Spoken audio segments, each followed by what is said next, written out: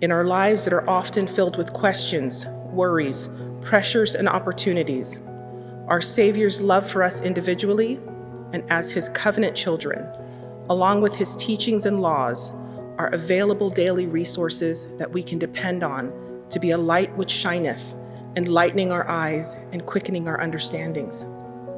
As we seek for the blessings of the Spirit in our lives, we will be able to, as Jacob taught, see things as they really are and as they really will be. As covenant children of God, we have been uniquely blessed with a rich supply of divinely appointed tools to improve our spiritual vision.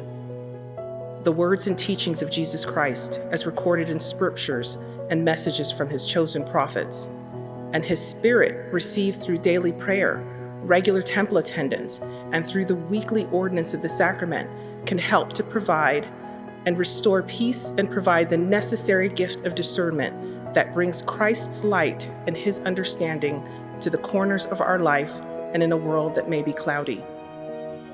The Savior can also be our compass and our pilot as we steer through both the calm and the turbulent waters of life. He can make plain the correct path that leads us to our eternal destination.